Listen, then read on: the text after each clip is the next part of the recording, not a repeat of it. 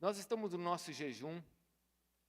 A partir de domingo nós vamos virar a chave, né? Estamos em jejum e a partir de domingo vamos começar um tempo de separação. Então, amanhã nós encerraremos o nosso jejum de 2 semanas e hoje a palavra é específica para isso. E a partir de domingo começaremos uma separação que nós vamos orientar a igreja no domingo de manhã e à noite. Mas esse jejum tem como objetivo arrancar as iniquidades da nossa geração.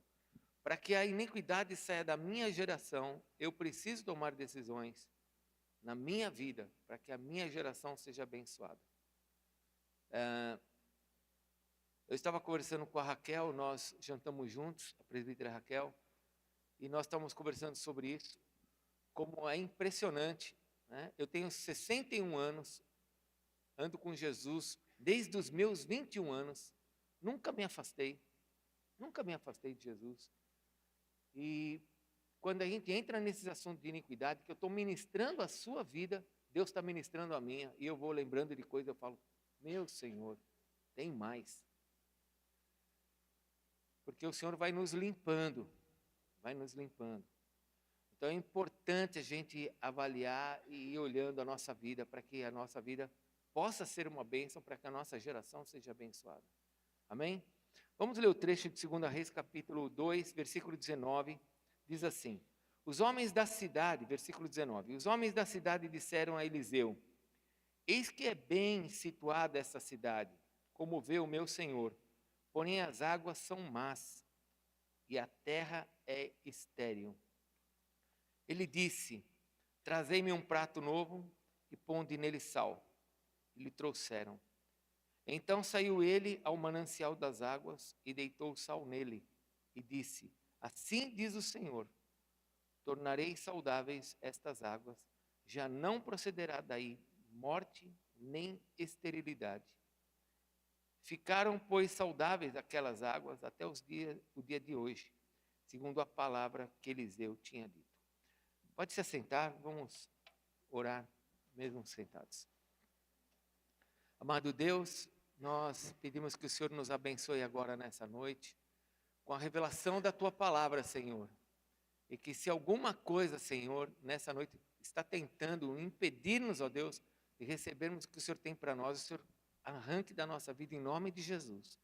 Toda obra de demônios, todo espírito familiar, todo espírito territorial, toda consagração que tenha sido feita voluntária ou involuntariamente, Senhor, nesta noite eu me coloco na brecha e eu repreendo esses demônios em nome de Jesus, para que eles não interfiram nas nossas mentes, na mente de ninguém aqui, Senhor, e que o Senhor tenha toda a liberdade de nos ensinar, através do Teu doce Espírito, Espírito Santo, poderoso, Senhor da glória. Fala conosco, Espírito Santo, ensina-nos, capacita-nos nessa noite a entendermos a Tua palavra. É o que eu te peço em nome de Jesus. Amém. Bom, antes de avançar, eu queria que você pegasse a folha que você recebeu aí, abra essa folha, e eu vou te explicar o que é essa folha que você vai levar para casa. Alguém não recebeu essa folha? Todo mundo recebeu? Como é que vocês conseguiram entrar aqui dentro sem receber a folha? Tem pessoas que não receberam. Vocês atravessaram as paredes? Não? Muito bem. Todo mundo agora recebeu? Aqui também tem uma pessoa que está sem folha.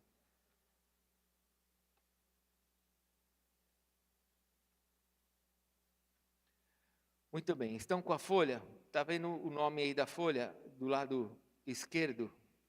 Árvore genealógica espiritual. É uma árvorezinha genealógica simples para você preencher na sua casa. Não é para preencher agora. Você vai preencher na sua casa. Mas eu vou te ajudar a fazer isso, porque talvez alguma pessoa tenha dificuldade.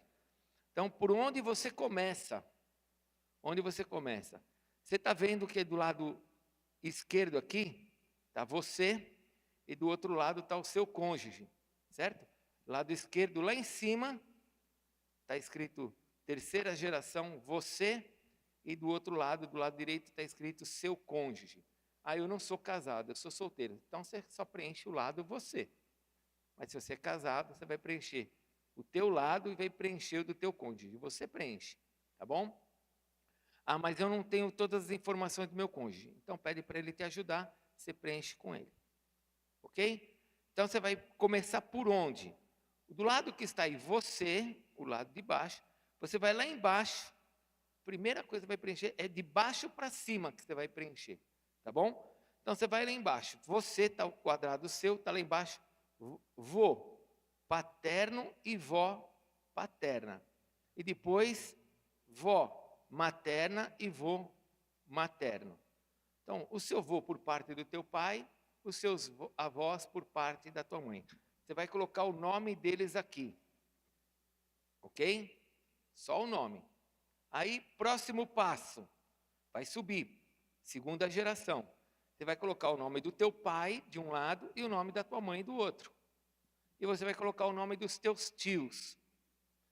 Como na nossa segunda geração nós ainda temos uma geração onde as famílias do passado tinham 7, 8, 9 filhos, talvez não caiba todo mundo aqui.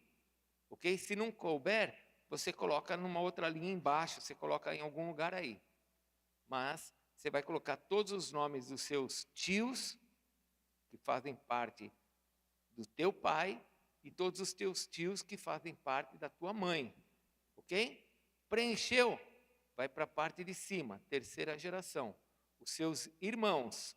Vai colocar o nome de todos os seus irmãos. Na nossa geração já começa a ficar mais difícil, alguém que tenha mais de 5 filhos. Então já começa a ficar mais fácil aqui, né?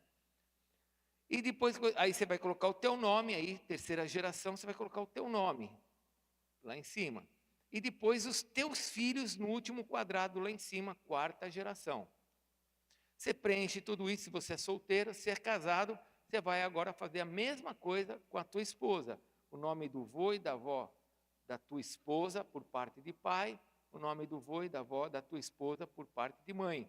Depois, os tios da tua esposa, por parte de pai, os tios da tua esposa, por parte de mãe. Depois, os seus irmãos, os irmãos dela, e você agora tem uma árvore genealógica aqui. Agora vamos fazer uma árvore genealógica espiritual. Então, você tem do ladinho aí dos nomes, tem uma palavra status, ok? Todo mundo viu aí do ladinho do nome? Status. Você vê aí, geração 3, tem os nomes dos irmãos, do lado de lá tem status. Geração 2, embaixo, status. Tem os status. E embaixo da folha, tem um quadrado aqui, ó, com várias coisas escritas. Então, você vai preencher nesta ordem. Primeiro quadrado aí, ó. Primeiro quadrado de assim. Você vai ver o número 1, 2, 3 e 4. Então, você vai procurar aqui o seu vô, primeiro quadrado. Eles eram separados? Não. Estavam juntos, mas separados? Ou seja, viviam juntos, mas eram separados no sentido de não ter uma aliança, não ter família? Não. Eram casados legalmente? Sim. Era casado legalmente? Então, você vai colocar do ladinho do teu vô o número 3. O seu vô praticava adultério? Minha mãe falava que ele era meio sem vergonha. Então, você coloca o número 3, número 4, do ladinho, do seu vô. Você está fazendo o seu vô paterno. Aí você vai para o outro quadrado. O outro quadrado tem os 5, 6, 7, 8 e 9. Aí você vai colocar lá. Ele era violento? Não, meu vô não. Está vivo? Sim, está vivo. Está vivo, 6. Não, ele morreu por doença, 7. Não, ele morreu em acidente, 8. Não, morreu por morte violenta, 9. Você coloca do ladinho. Aí você vai para o último quadrado. O último quadrado tem o 10, 11, depois 12, 13, 14, 15. Aí você vai colocar lá. Tudo isso é a pergunta do teu vô. Nós estamos só no teu vô. Vô por parte de pai, da tua primeira geração. Ele tinha problemas financeiros? Tinha. Não tinha. Ele perdia tudo? Não perdia. Tem algum problema de homossexualidade com ele? Não. De vícios, drogas, álcool? Tinha. 13, coloca do lado. Você vê que o número 13 sempre é complicado, né? Era espírita, porque você precisa entender isso, né? Sobre essa questão das religiões. Sim, era. Não, era idólatra. Não, ele era católico. Não, católico, eu era católico de um jeito, mas tem católicos que são idólatras, né? Aquele que é seguidor, que é de muito idólatra. Ah, esse era, meu avô era. Não, minha avó não era, era minha avó. E assim você vai preencher a tua árvore inteirinha, ok? Depois que você fizer isso, que você preencher de todos, isso aqui é rapidinho, se você for, vai preenchendo aí. Depois que você preencher de todos, você vai ter uma visão espiritual da questão de iniquidade da tua geração, de uma geração que vem de 3 gerações, que agora vai chegar nos teus filhos, a 4ª geração. Então você vai, talvez alguma dessas coisas tenha sido interrompida na 2ª geração. Talvez tenha sido interrompida só na sua geração, como eu. Os meus problemas familiares foram interrompidos só na minha geração.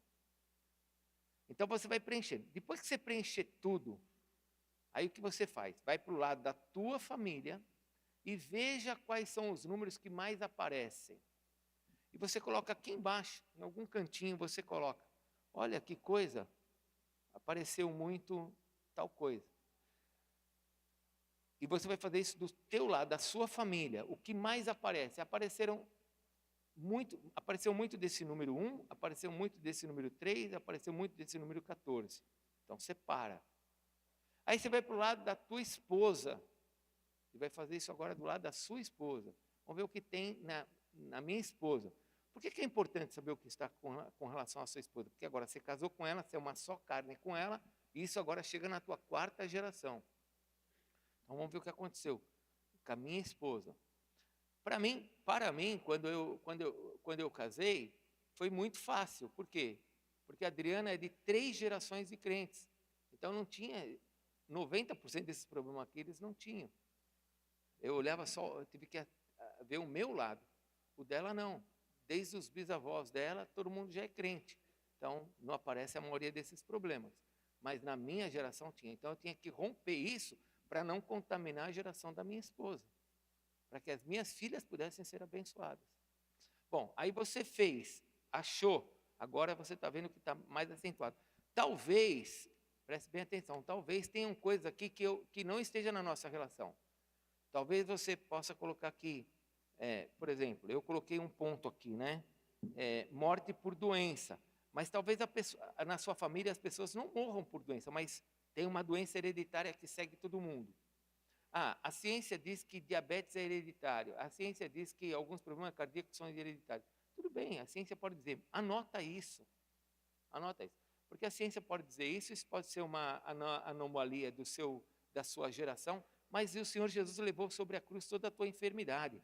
E se você vai diagnosticar um negócio desse, você tem que parar. Vou dar um exemplo. Não é minha pregação. Eu nem comecei a pregar ainda, viu? Calma que eu vou pregar. Estou doido para pregar hoje. Mas, por exemplo, a minha geração, meu avô, meu bisavô, eu não tenho informação, mas meu avô morreu do coração com menos de 50 anos. Meu pai morreu do coração com com 41 anos. O que eu esperava que acontecesse comigo? Não, eu quero que você se coloque no meu lugar. O que você acha que quando eu cheguei nos meus 40 anos eu comecei a pensar? Hã?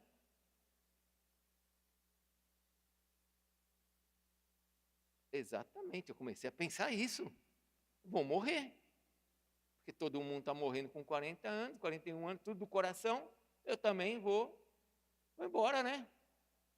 Não. Vou quebrar isso, vou orar, vou repreender. E fiz isso. E passei dos 40, graças a Deus. Acho que eu chego acima dos 90. Se o Silvio Santos chegou nos 93, eu vou mais. Então, talvez você ache alguma coisa aqui que você fale assim, na minha geração tem muito disso. Né? Isso acontece muito no meio da minha família. Você anota, separa. Bom, se você agora enxergou toda essa questão de iniquidade que vem da sua geração, você agora vai fazer algumas coisas com essa folha. Nos próximos cultos eu te ensino. Calma, não dá para falar tudo de uma vez. Vai preencher a folha primeiro. Senão eu vou falar agora, você vai esquecer. Né? Vai esquecer, eu tenho certeza que você vai esquecer. Aí vai confundir. O que o apóstolo falou mesmo? Então, já que você, para fazer isso, aí faz depois. Preenche a folha, que no tempo da separação você vai receber informação do que você vai fazer com isso. Amém? Vamos aqui para o texto de 2 Reis, que é importante para nós nessa noite. Não, nós vimos esse trecho na semana passada, da Palavra de Deus, no domingo. Trecho esse que nós vimos uma cidade muito bem situada, abençoada, mas que não tinha água boa. A água ela era estéril, uma água que gerava morte. Então, o que Eliseu fez? Pegou um prato de sal, um prato novo de sal, levou até o manancial e jogou esse prato de sal lá, depositou esse prato de sal lá. E nós vimos que depois que ele fez isso, ele declarou, assim diz o Senhor, essas águas estão boas, ninguém mais vai ser estéril aqui, isso aqui não vai ter mais esterilidade, a bênção está sobre nós. Estou falando assim, mas se você quiser ter mais informação, assista o culto de domingo à noite. Nós vimos então que o sal, nós vimos em todo o Velho Testamento, que o sal representa uma aliança entre duas pessoas. Uma coisa é o holocausto, onde Deus fez uma aliança com a gente por meio do sangue. Uma coisa é a morte de Jesus, o sangue de Jesus, uma aliança com a gente por meio do sangue. A outra coisa é a gente fazer uma aliança com alguém. Eu vou pegar agora um sal e vou fazer uma aliança com ela. Então, é ela comigo, não é só ela. Eu com ela, nós vamos fazer uma aliança de sal. E nós vimos em vários trechos do Velho Testamento como o sal provoca essa aliança. Então, nós já aprendemos que quando Eliseu levou esse prato de sal, a comunidade judaica, todos ali que estavam vendo aquilo, estavam entendendo. Porque a Bíblia deles, de Jesus, a Bíblia deles era era o que estava escrito no Velho Testamento. Então eles sabiam que estavam fazendo uma aliança. Quando Eliseu sai com aquele sal, todo mundo fica pensando, o que ele vai fazer com esse sal? Onde que ele vai com esse sal? E agora ele pega o sal e ele deposita nas águas, mostrando para aquele povo o seguinte, olha, se vocês estiverem alinhados com Deus, se vocês estiverem juntos com Deus, o Senhor vai curar vocês. Porque o Senhor está fazendo uma aliança com vocês. E eles então receberam daquela aliança a cura para eles. Receberam daquela aliança a bênção para eles. E nós aplicamos isso para a nossa vida. Nós somos uma bênção. Só que o que flui de nós, por causa do nosso pecado, por causa da nossa natureza, são coisas ruins. Então nós precisamos vigiar e ver o que está saindo de nós, para que a gente possa ter uma aliança com Deus, porque isso tem a minha parte. Nós vimos que Eliseu teve que procurar um manancial, que isso dá trabalho, procurar um manancial. Nós vimos o esforço, nós vimos a avaliação daquele povo olhando e falando assim, essa água aqui não presta. E sem água não tem colheita, sem água não tem nada, porque era uma água que produzia esterilidade. E aí nós aprendemos quando Jesus fala, né? Vocês são o sal da terra. Nós aprendemos que Jesus estava dizendo o seguinte, nós temos um compromisso entre nós. Nós caminhamos juntos, eu e você. Eu sou Deus e você é meu filho, e nós temos um compromisso. Vai pelo mundo nesse compromisso. Não aquilo que as pessoas muitas vezes acreditam. Eu sou o sal da terra e vou salgar as pessoas. Eu não salgo ninguém. Eu sou sal nessa terra, porque isso eu tenho um compromisso com Jesus. E agora, por meio da minha vida e desse compromisso com Jesus, Ele vai salvar as pessoas. Não sou eu que salvo ninguém. Não sou eu que transformo ninguém. Não sou eu que faço nada na vida de ninguém. É Jesus que faz tudo. Por meio de quem? Da minha vida e do meu compromisso que eu tenho com Ele. Por isso que o apóstolo Paulo fala assim, sede meus imitadores como eu sou de Cristo Jesus. Quando alguém fala assim, mas eu não mudo.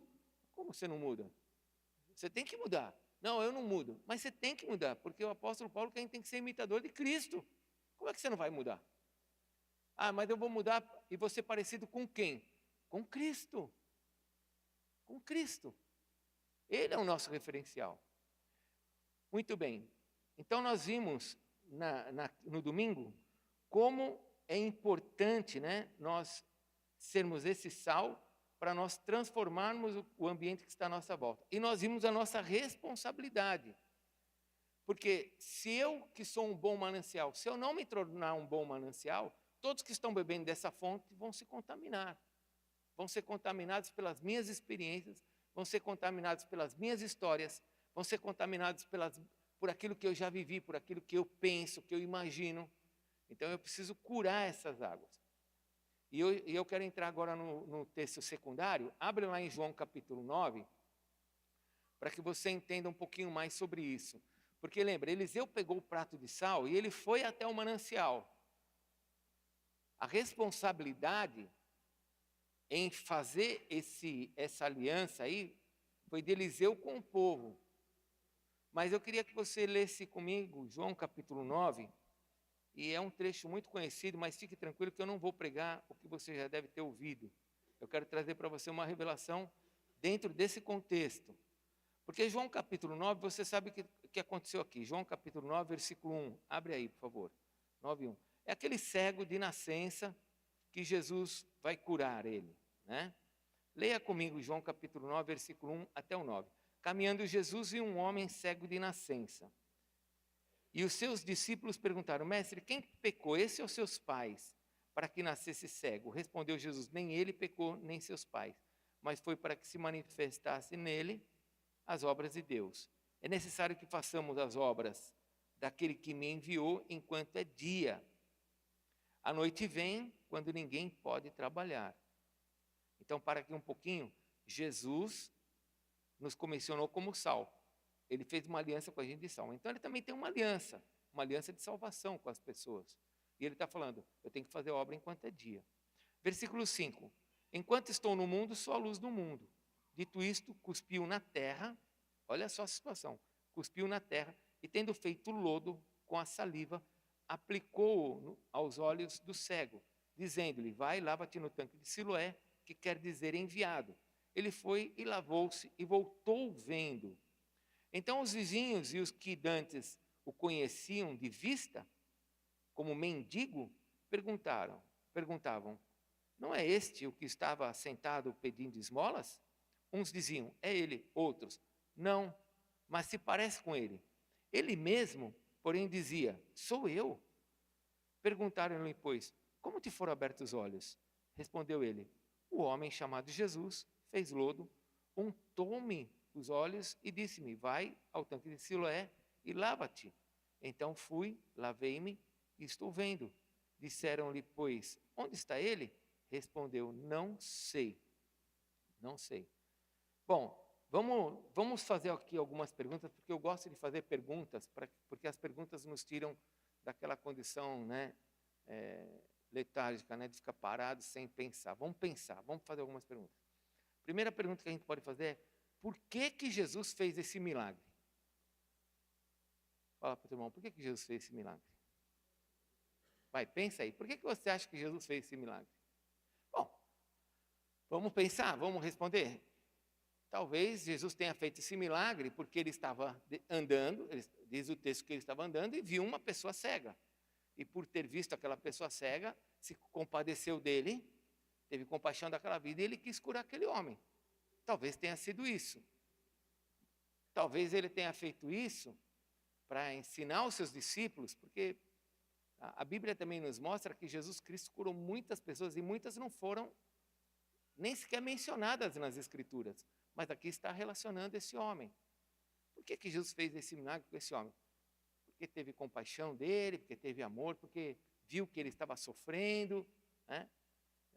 Eu acredito em tudo isso, mas também acredito que Jesus fez isso para arrumar uma confusão. Eu acredito. Porque no versículo 14 diz que era sábado nesse dia. No versículo 14. E Jesus vai curar no sábado. E todo mundo sabia que os fariseus iam ficar doidos com Jesus se ele curasse no sábado. E Jesus cura no sábado. Jesus cura no sábado porque para Jesus não tem dificuldade. O texto diz que ele passou pelo homem, os discípulos o confrontaram, por que ele está fazendo isso? Por que esse homem está desse jeito? E Jesus então fala que aquilo é para a glória de Deus, e Jesus começa a fazer algumas coisas ali que ia arrumar confusão. Ele foi e curou o homem. Mateus capítulo 12, versículo 8, Jesus disse assim: eu sou o Senhor do sábado. Eu sou o Senhor do sábado. Então ele estava no sábado fazendo a cura daquele homem. E nós já aprendemos, fala para o teu irmão, nós já aprendemos Fala para o teu irmão, você não pode esquecer do que você aprendeu. Sábado, quando nós falamos na Bíblia sábado, nós não estamos falando do dia da semana, segunda, terça, quarta, quinta, sexta, sábado. Não é isso que a Bíblia nos fala sobre sábado. É um dia da semana, mas não é isso. Quando nós falamos de sábado, o que o sábado representa? O sábado representa o descanso do Senhor. Fale comigo, descanso do Senhor. Lembra, quando Deus fez a terra, Ele criou os céus e a terra em 6 dias e depois Ele descansou. Depois Ele descansou. Então, preste bem atenção, Júlia, o homem não tivesse pecado, nós estaríamos até hoje dentro do sábado.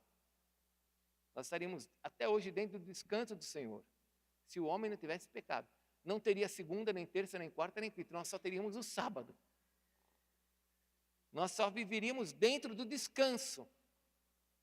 Mas como o homem pecou, ele foi colocado para fora do jardim e agora você vai trabalhar com o suor do teu rosto, você vai trazer o pão para casa, as mulheres em dor vai ter os filhos, você vai ter que labrar a terra, porque ela vai produzir ervas daninhas. Então agora você saiu do descanso. Então o descanso era no Senhor.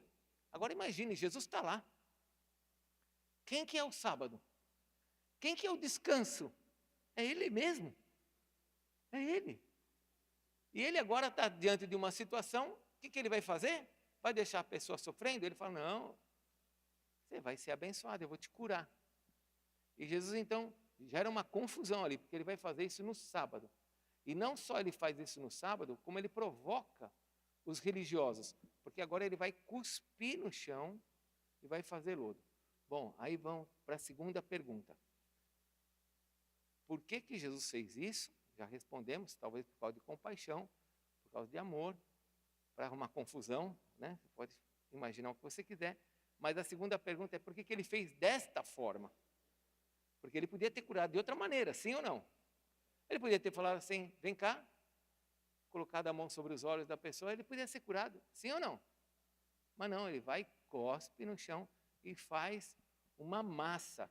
Isso também dentro da lei era algo provocativo, porque Ele fez o lodo, ali fazer o lodo é mexer na massa, isso era proibido para o judeu no dia de sábado. Então Ele não só afrontou o sábado, como Ele também trabalhou no sábado. Ele fez tudo aquilo que os religiosos não permitiam.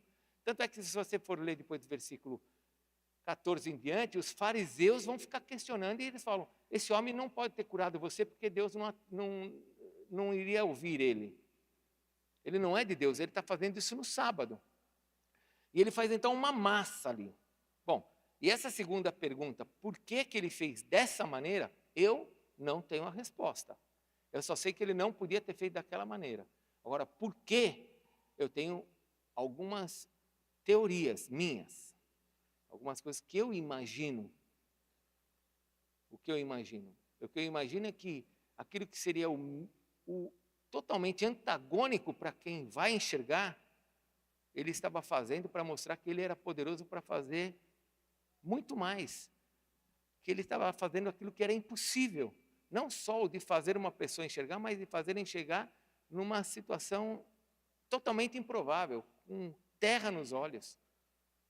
Então eu imagino que Jesus estivesse, se você chegar no céu e não for isso, não fica me procurando lá para falar, apóstolo, não era isso. Ok? Eu estou falando o que eu imagino. Eu imagino que Jesus está levando as pessoas a enxergar, a olhar e falar assim, nossa, se é cego, agora ficou pior, né?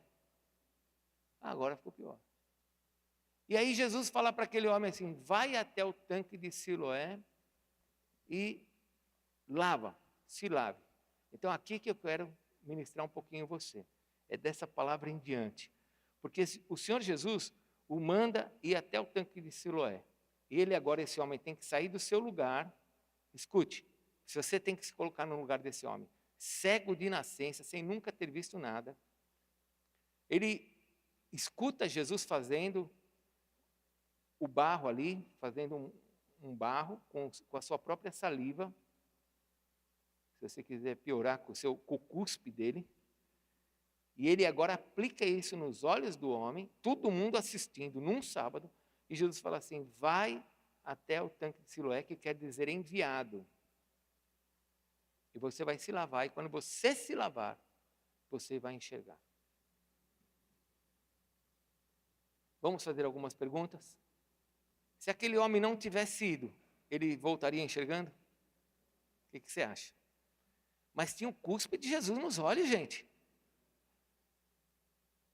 Hã? Você já imaginou o quanto valeria esse cuspe hoje, nos dias de hoje?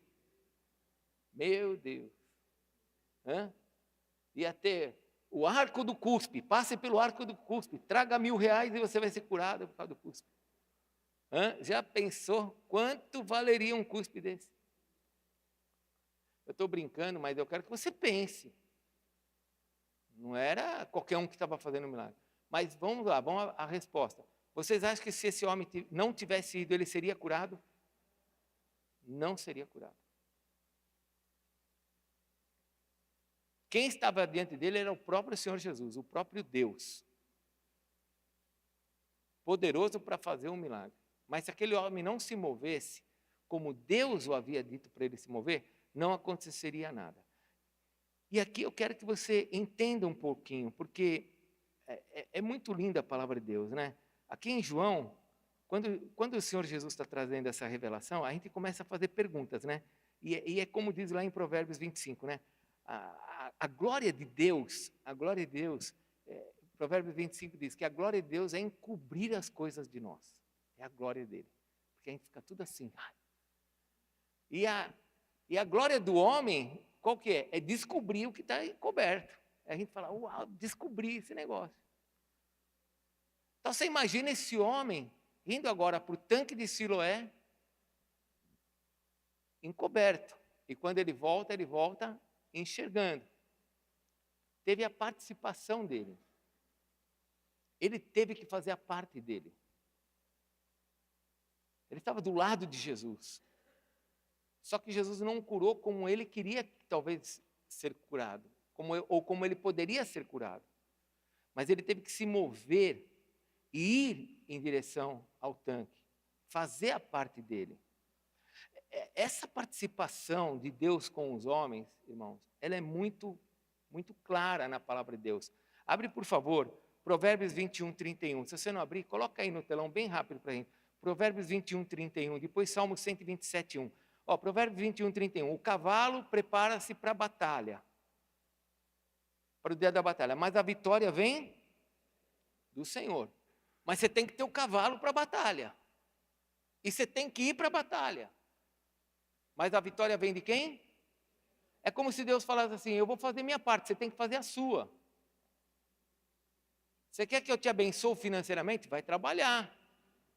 Você quer ser próspero? Tem estratégias. Seja fiel. Você tem que fazer a sua parte. Não adianta só achar que Deus vai fazer a parte dele. Porque a parte dele, irmãos, olha, ele já fez. Efésios 1:3. Ele tem nos abençoado com toda sorte de bênçãos espirituais nas regiões celestes. Não há como ter bênção física sem ter as bênçãos espirituais. Temos que estar com as bênçãos espirituais. Eu tenho que ter entendimento que Ele é Deus e eu tenho que me colocar debaixo dessa aliança que eu tenho com Ele, de fazer a minha parte. Fala para o teu irmão, uma coisa é a salvação. A outra coisa é o pecado. São coisas separadas. Ok? São coisas separadas. Você pode estar indo para o céu, mas se você estiver em pecado, você não vai receber as bênçãos de Deus.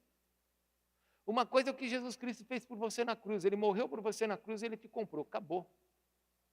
E você falar assim, não, mas e se eu pecar? Bom, se você pecar, você já não foi perdoado?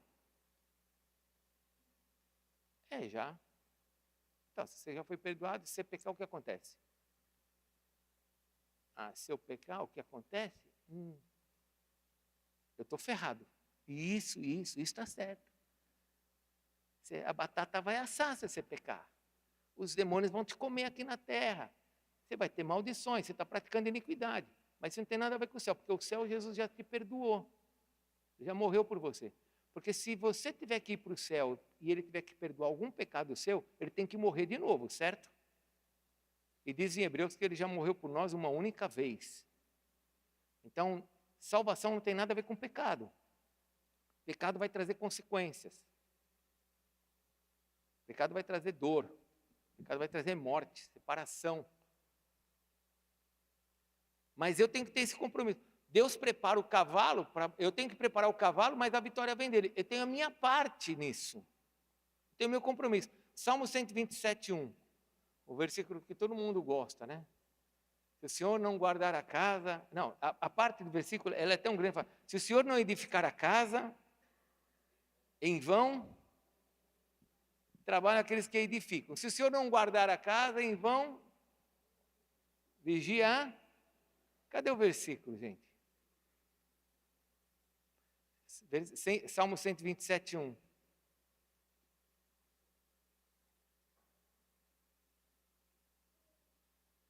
Se o Senhor não edificar a casa, em vão, precisa trabalhar para que Deus edifique. Tem essa parceria. Tem aquele negocinho, eu vou fazer porque eu sei que o Senhor vai me abençoar. Se o Senhor não guardar a casa, em vão vigia, tem que ter sentinela. Deixa a tua casa aberta e vem para a igreja, que você vai ver o que vai acontecer. Ah, mas eu confio em Deus.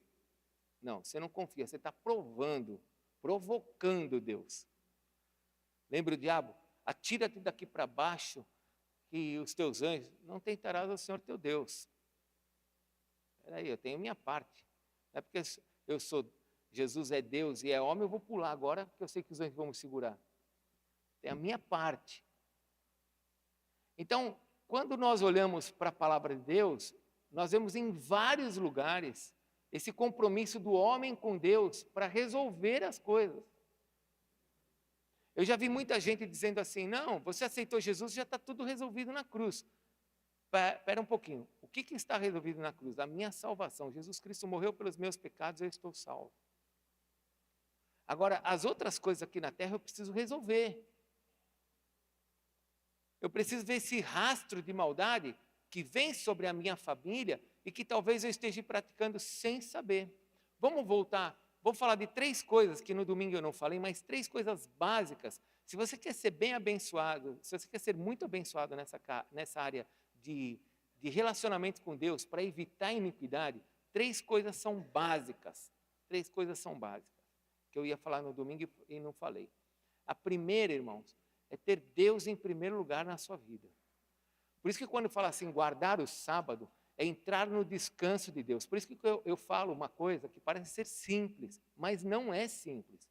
Quando eu pergunto assim para você, como é o teu domingo? O que você faz com o teu domingo?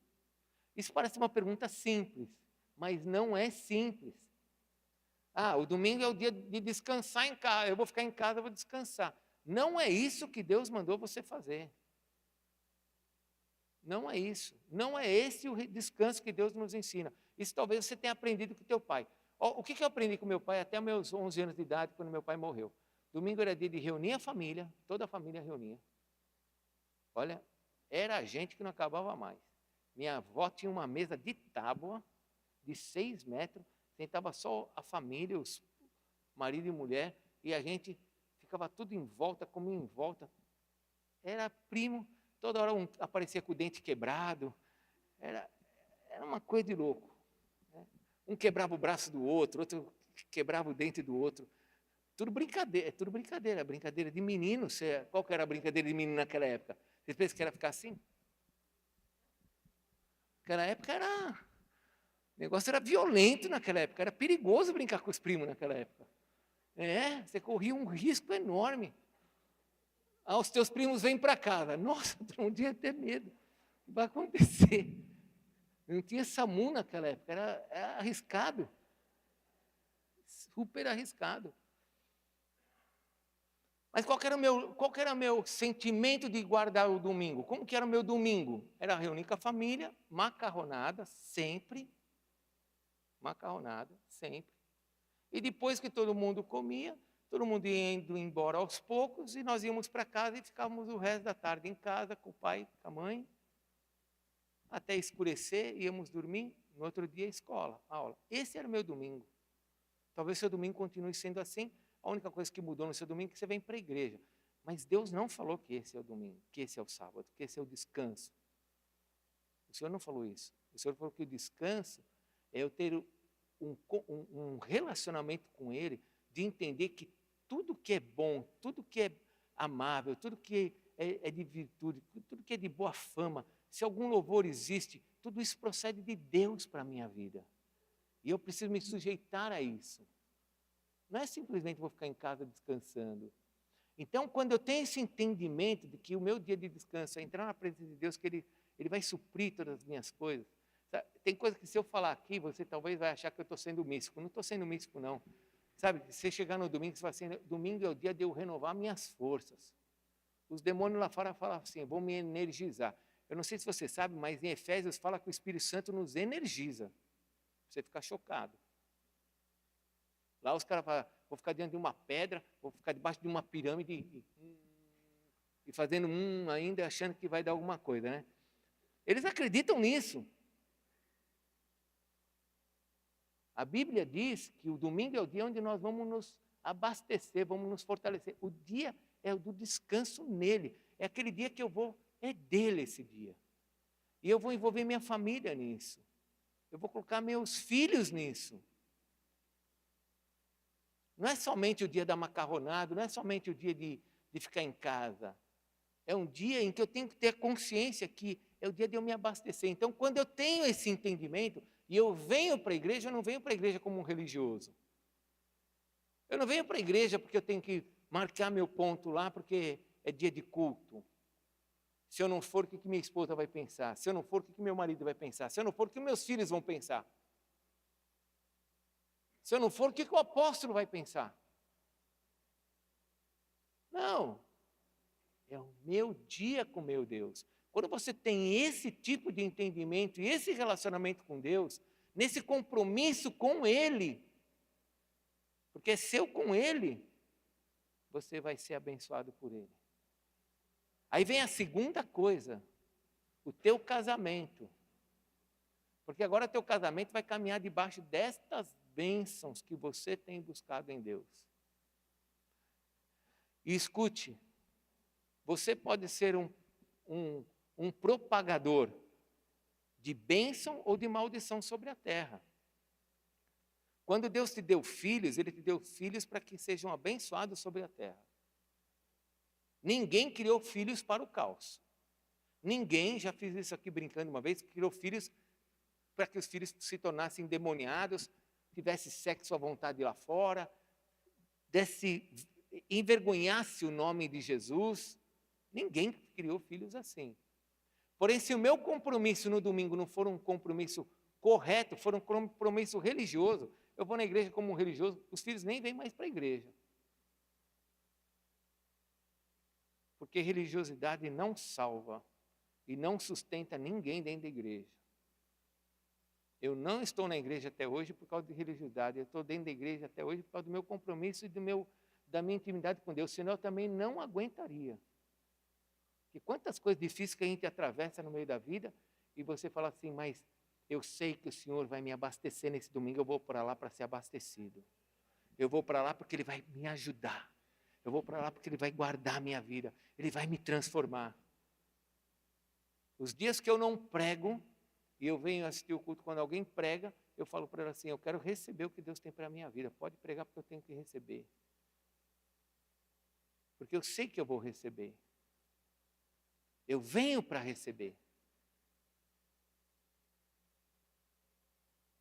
Os meus pastores dizem que quando eu sento aqui na frente, eu fico com o meu óculos assim, é que eu estou avaliando quem está pregando.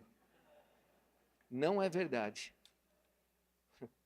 Isso é o que eles falam de mim. Quando o apóstolo senta ali, você está pregando, o apóstolo, se ele começar a fazer assim com óculos, é que o negócio ficou ruim. Aí eles começam a inventar. Se for para o lado de cá é bom, para o lado de lá é ruim. Estou brincando, agora já é invenção minha. É o bispo Alex que inventa essas coisas. Mas eu venho para receber. Porque eu sei a importância de estar na casa de Deus, do dia que é para eu me abastecer. Que Deus criou para eu estar com Ele.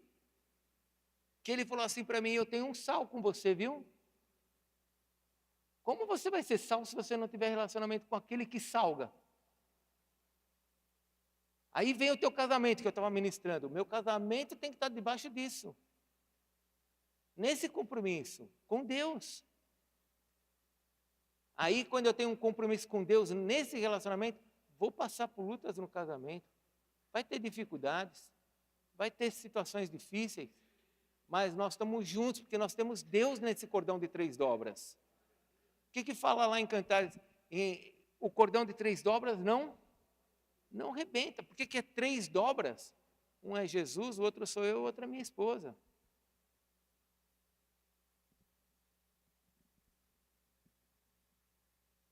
Eu preciso rever esses conceitos, porque senão eu estou dentro de uma iniquidade achando que domingo é dia de ir na igreja. Domingo não é dia de vir na igreja, irmãos. Existem milhões de pessoas, milhares, posso diminuir porque eu posso estar errando na hipérbole aí, né? Milhares de pessoas que aos domingos não conseguem ir numa igreja, porque não tem igreja. Mas eles têm relacionamento com Deus porque eles sabem que Deus está diante deles. Nós temos um lugar para nos reunir. Nós podemos fazer isso na nossa nação ainda. Mas domingo não é dia de vir na igreja, domingo é dia de eu me relacionar com aquele que me salvou e o qual eu tenho um compromisso com ele e ele vai me sustentar por uma semana abençoada. É diferente. Fala para quem está do teu lado, você está entendendo essa diferença? Fora disso, me perdoe, você vai ficar chateado comigo, mas eu sou teu pai espiritual, eu te amo. Fora disso, começa a entrar iniquidades na nossa vida. Começa a vir na igreja assim, hoje a unha está doendo, eu vou na igreja porque Jesus vai curar minha unha. Se a unha não está doendo, eu não vou na igreja. Não, hoje está bom, eu vou ficar assim, assistindo Fantástico. Ainda passa Fantástico, gente? Passa ou não? Se você sabe é porque você não está vindo na igreja, hein? Estou brincando. Eu nem sei se tem Fantástico. Na minha época tinha Fantástico. Aí a pessoa começa com um monte de iniquidade. Eu vou na igreja porque meu casamento não está bem. Eu vou na igreja porque... Não.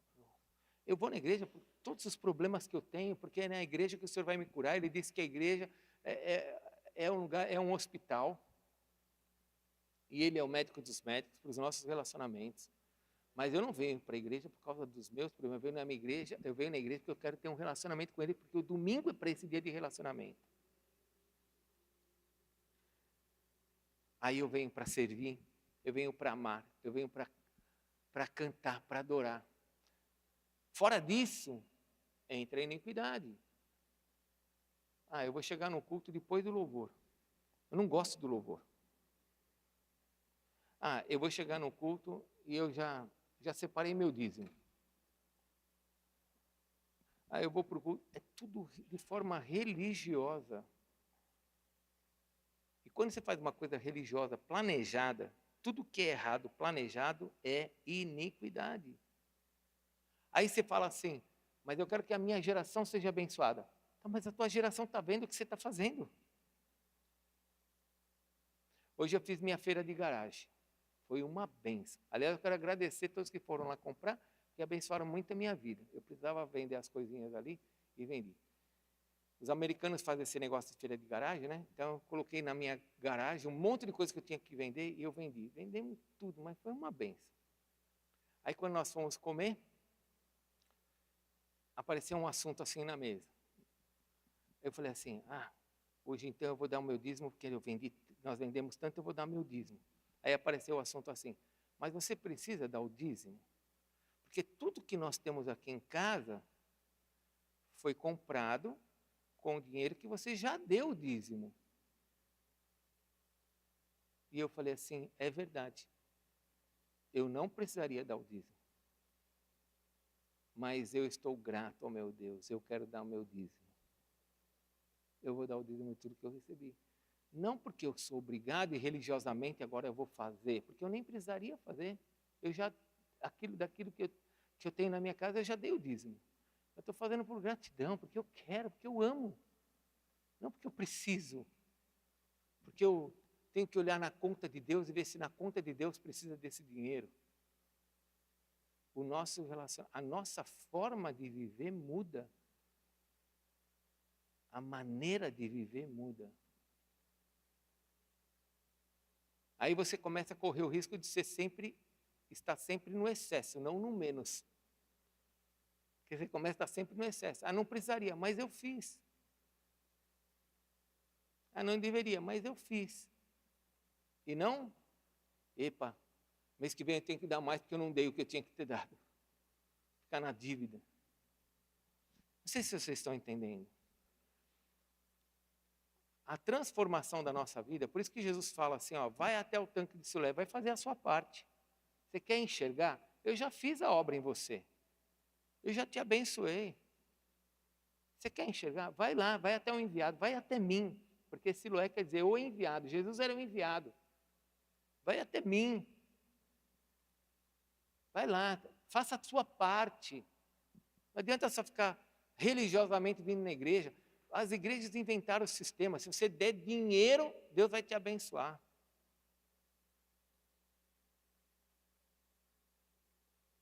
Se você fizer jejum, o jejum vai te abençoar.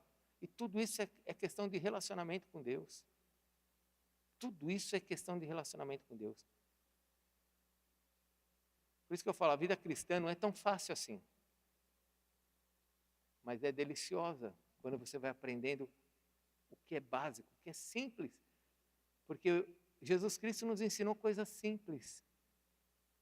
Ele não veio com nenhum processo difícil. Ó, você vai ter que aprender álgebra para andar comigo. Ah, não fez isso.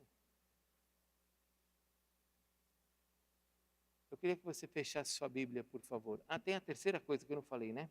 Eu falei o dia do Senhor, o casamento. Ah, e a terceira coisa, o templo. Eu sou templo do Espírito Santo. Vou passar um pouquinho da hora hoje, tá bom? Mas eu vou encerrar. Essas três coisas, o dia do Senhor, a minha esposa, o meu casamento e o meu corpo como templo do Espírito Santo, quando eu tenho essas três coisas alinhadas, eu sou templo do Espírito Santo. Fala para o teu irmão, você é templo do Espírito Santo. Você sabe que Deus nos deu 5 sentidos, né? Você aprendeu sobre isso na escola, né? Visão, audição, paladar, tato e olfato, não é isso?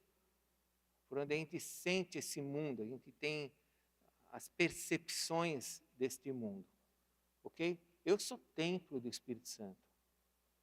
Então agora, como templo do Espírito Santo, se pergunte, porque o dia do Senhor você está na presença dEle, para tributar cultos ao Senhor.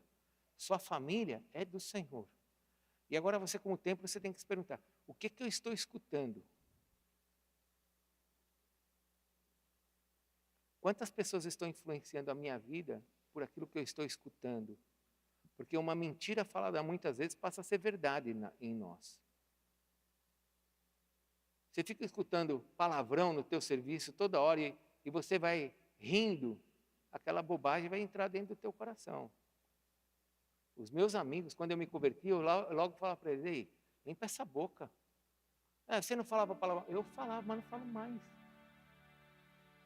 Aí eles começaram, o Edson não quer que fale palavrão perto dele. Aí falavam palavrão, não fala palavrão perto do Edson. Aí eles começavam a brigar entre eles. Você é templo. Qual é a música que você tem escutado?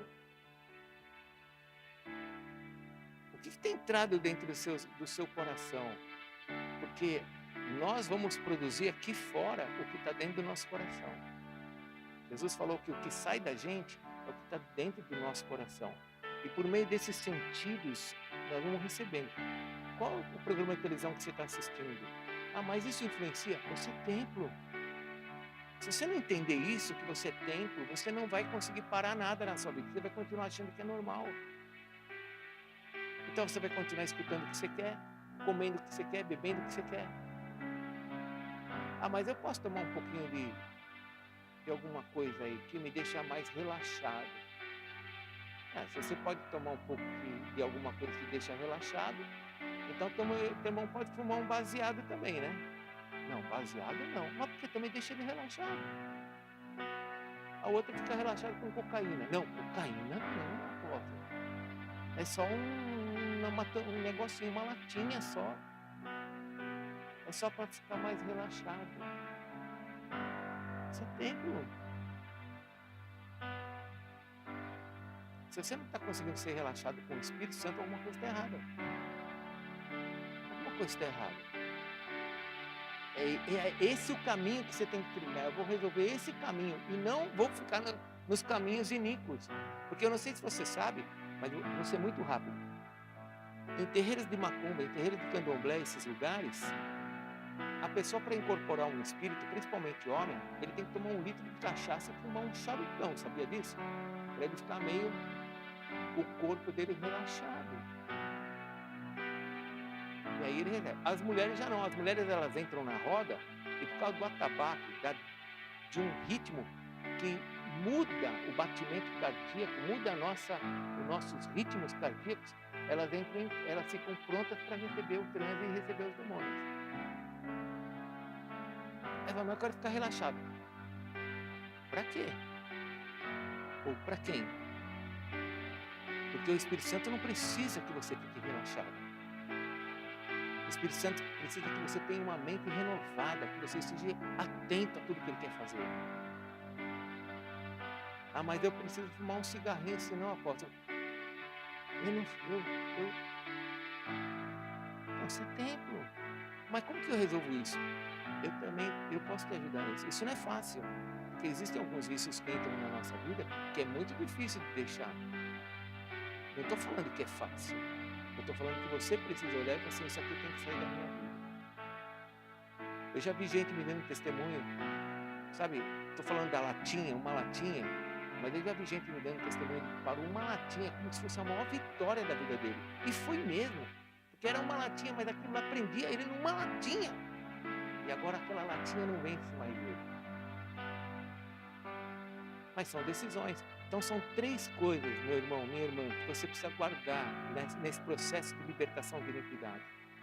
O seu relacionamento com Deus no domingo, no dia que é do Senhor. Você tem que vir para a igreja, você tem que ter um dia onde você vai ler a Bíblia, você vai orar, você vai assistir coisas boas, vai buscar conectar-se com Deus. Quando vier para a igreja, vai dizer, vou para a igreja. Começa a se arrumar antes, né? Você não vem para cá correndo, pega o desodorante da esposa errado, vem com um cheiro horrível aqui, as coisas, tudo, sai correndo. Vai pegando tudo que está no caminho, aí você vai cheirar o irmão, você fala, esse cheiro está estranho aí, né?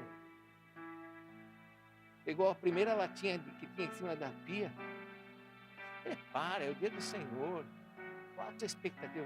Segunda coisa, teu casamento, eu vou fazer do meu casamento, eu e minha esposa, nós vamos ter uma geração abençoada, nós vamos consertar o que tem que consertar, nós vamos adorar a Deus como nós temos que adorar, nós vamos nos relacionar como templos do Senhor. Terceira coisa, eu sou esse templo. Eu quero que aquele que veio entrar em mim seja bênção, para que eu seja uma bênção. Essas 3 coisas, não sei se você sabe, mas 3 pés é o equilíbrio perfeito. Quando você vê uma cadeira com 4 pés, ela já está demais. 3 pés é o equilíbrio perfeito de um sustento, e para sustentar alguma coisa. Pai, Filho e Espírito Santo. 3. Coloca a tua vida em cima disso. Você, sua família, teu corpo. Começa a andar nessa direção. Você vai ver que vai ter coisa que vai falar assim, isso aqui não quero, isso aqui não vem. Não. Isso aqui não vai fazer parte. Aí vão começar a falar que você é um cara chato. Vão falar assim, está andando muito com o apóstolo. Está andando muito com o apóstolo, muito com o bispo, está andando muito com...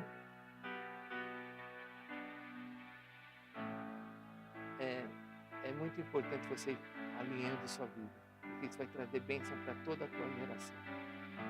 Você é uma cidade abençoada. O Senhor tem águas lindas, maravilhosas para jorrar através de você. Aquele que crê, vai fluir de dentro de si rios de águas vivas. Mas para esses rios de águas vivas fluir dentro de nós temos que estar descontaminados. A nossa fonte tem que ser boa. Agora sim, por favor, feche a sua Bíblia. Eu não vou usar o tempo que eu deveria, porque senão eu vou passar das 10. Mas eu gostaria de pedir para você ficar em pé, que eu vou orar com você.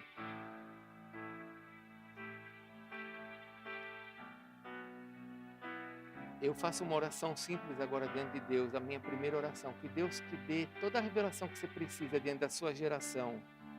em nome de Jesus, e que você possa enxergar aquilo que foi semeado pelo diabo na sua geração, desde os seus avós até agora, e talvez daquilo que você semeou na vida dos teus filhos. Que Deus te dê a revelação que você precisa, em nome de Jesus, para quebrar essas cadeias. Amado Deus, nós estamos na Tua presença e nós ouvimos a Tua palavra. Senhor, eu entreguei a Tua palavra. Eu sei que o Senhor falou muito mais do que o que eu falei. Eu sei que o Senhor falou muito mais daquilo que eu ministrei e o Senhor ministrou no coração deles. Porque a Tua palavra rema, Senhor. Ela entra nos nossos corações, ela tem um efeito que nenhum homem pode imaginar. Que só o Senhor pode fazer isso em nós. Então, Espírito de Deus, que esta palavra que o Senhor trouxe, não a minha, a Tua, que o Senhor trouxe ao coração de cada um, que ela possa prosperar, Senhor. Que ela possa gerar em nós frutos de justiça, frutos, ó Deus, de alegria, de paz, frutos, ó Deus, onde nós vamos ver a nossa geração, vamos ter prazer na nossa geração, prazer nas nossas conquistas, onde nós vamos ver a Tua bênção em tudo que nós colocarmos as mãos, porque seremos como o homem do Salmo número 1, Senhor, onde será como as árvores plantadas junto aos ribeiros, Senhor, que vai dar o seu fruto mesmo na sequidão, mesmo diante das lutas, vai dar frutos, vai ser abençoado em toda e qualquer situação, porque o Senhor é o nosso Deus. O Senhor é o nosso Deus e nós cremos que o Senhor é aquele que pode nos abençoar em toda e qualquer situação. Ó Pai, em nome de Jesus, eu quero pedir que o Senhor nos abençoe nesta noite. E que esta palavra, ó Deus, possa produzir o fruto que o Senhor tem para nós. Que o nosso relacionamento com o Senhor nos domingos, quando nós viermos à igreja, seja um relacionamento intenso, prazeroso, gostoso, Senhor. Onde nós vamos preparar a nossa melhor roupa, onde nós vamos preparar o nosso melhor coração, onde nós vamos preparar o nosso melhor pensamento para podermos entrar aqui para Te cultuar, para Te adorar, para podermos levantar as nossas mãos, junto com a nossa família, junto com a nossa esposa, nossos filhos, porque nós somos Teu templo, Senhor. Faz essa obra em nós, arranca toda a iniquidade da nossa vida, Senhor, arranca tudo aquilo que foi semeado na nossa vida e que nos afasta de Ti, Senhor, e que muitas vezes nos permite fazer coisas erradas, que leva a nossa geração ainda para longe de Ti, Senhor. E depois, Senhor, nós com a nossa boca, Senhor, queremos ainda justificar os nossos erros, dizendo que trouxemos os nossos filhos na igreja, levamos os nossos filhos na igreja, demos dízimo e nada deu certo. Não deu certo, Senhor, porque muitas vezes nosso coração não estava no Senhor. Tenha misericórdia de nós, Senhor. Alinhe o nosso coração com o Teu coração, para que nós possamos sentir a Tua vontade aqui na terra, Senhor. Fazemos a Tua vontade aqui na terra como o Senhor quer que seja feita, Senhor, como ela está no céu. Senhor, eu abençoo esse homem que está aqui nessa noite, essa mulher, Senhor, que tem suas lutas, tem suas dificuldades, e está ouvindo essa palavra, Senhor, está no meio dessa oração, diante do Teu trono, e está, ó Deus, com o coração apertado, com o peito apertado. Senhor, eu peço a Tua bênção sobre ele, sobre ela, para que, Senhor, eles sejam tomados pelo Teu Espírito e eles possam ser levados na força do Teu Espírito para fazer a verdade, para fazer aquilo que é certo. Abençoa a vida deles, ó Deus, porque eles querem experimentar disso. Ó Deus, nós não estamos falando de dinheiro, Senhor, nós estamos falando do Senhor, porque quando nós experimentamos do Senhor, todas as outras coisas nos são acrescentadas. Ó Deus, abençoa essas gerações, abençoa as crianças da nossa igreja, abençoa a geração dos jovens aqui, Senhor, que serão gerações abençoadas, porque terão famílias, terão relacionamentos abençoados com o Senhor, não religiosos, mas de sal, Senhor. Oh Deus, abençoa. Eu queria dar esse momento agora para você orar, em nome de Jesus eu faço essa oração, e eu queria dar esse momento agora para você fazer uma oração dentro de Deus. Você aí com Deus, no teu silêncio, fale para Deus, Senhor, eu quero, Senhor, me abençoa, tira toda iniquidade da minha vida, tira aquilo que está errado, faça a tua oração a Deus.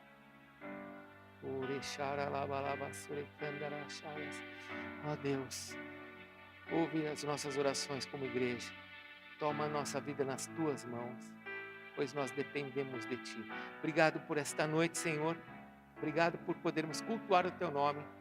Senhor, amanhã é o último dia desse tempo de jejum. Nós entregamos a ti esse tempo de jejum e abrimos na próxima semana, Senhor, esse tempo de separação. Ajuda-nos, continua a falar conosco, continua a nos abençoar por meio do teu Filho Jesus, a quem nesta noite e sempre daremos a honra e a glória pelos séculos dos séculos. Amém, Senhor. Deus te abençoe, aplauda o Senhor Jesus. No meio das suas palmas, declare uma frase de amor ao Senhor. Te adoro, Senhor. Bendito é teu nome, Senhor. Aleluias. Glória a teu nome. Se você precisar de alguma oração, vem para frente que nós vamos orar por você. Amém? Pode vir para frente se você precisar de alguma oração. Se você não precisar, Deus te abençoe. Até domingo. Domingo começamos a nossa separação. Não vai esquecer de fazer sua inscrição para estarmos na adoração, no tempo de adoração, no congresso de adoração. Vai na paz. Domingo é dia de consagração de oficiais, no domingo da noite. Vamos estar orando com oficiais, com novos líderes. Vai ser uma bênção. Vai na paz.